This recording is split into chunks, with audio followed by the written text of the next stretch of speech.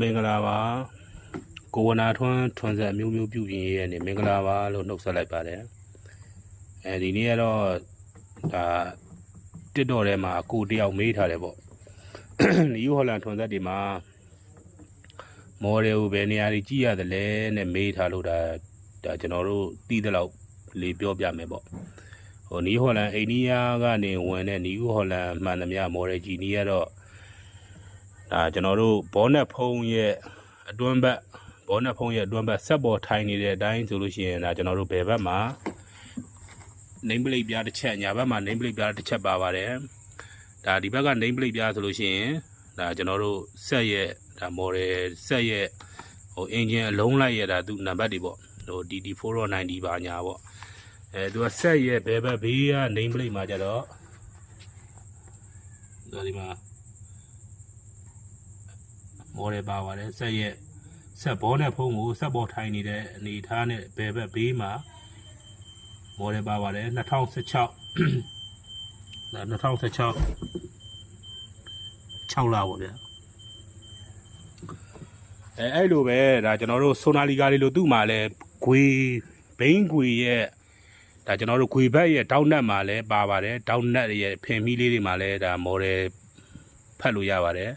ဘောနက်ဖုံးကထွက်တဲ့နာမည်နဲ့ဘောနက်ဖုံးကထွက်တဲ့မော်ဒယ်နဲ့ကျွန်တော်တို့ဒီ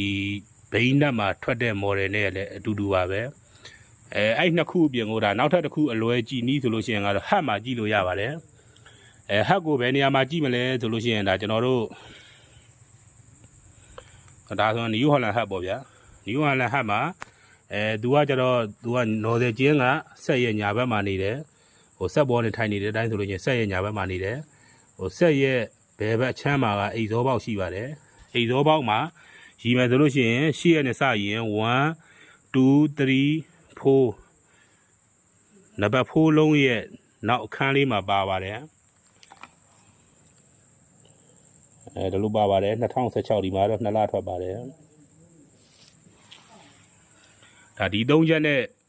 တိုက်ဆိုင်စစ်ဆေးပြီးတော့ဝယ်လို့ရတယ်ပေါ့ဗျာမော်ဒယ်အနေထားပေါ့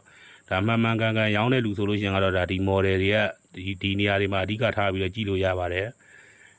ဒီအဓိကကတော့ဘိန်းခွေနတ်မှာဆေးမှုတ်တာပါညာရှိလို့ပြတ်မယ်ကျွန်တော်တို့ဘောနက်ဖုံးနေပလိတ်တွေကွာကြတာတွေပါတယ်ရှိမယ်ပေါ့ဒီဟက်ကဟာကတော့ကျွန်တော်တို့ဘလို့မှလည်းမပြတ်နိုင်ပါဘူးသူကလည်းသူဂျားထဲမှာနေတာဖြစ်တဲ့အတွက်ကတော့လွယ်လွယ်နဲ့တော့မပြတ်နိုင်ဘူးပေါ့အဲ့ဒါဆိုတော့ဒီဟတ်မှာပါတဲ့နောက်ဆုံး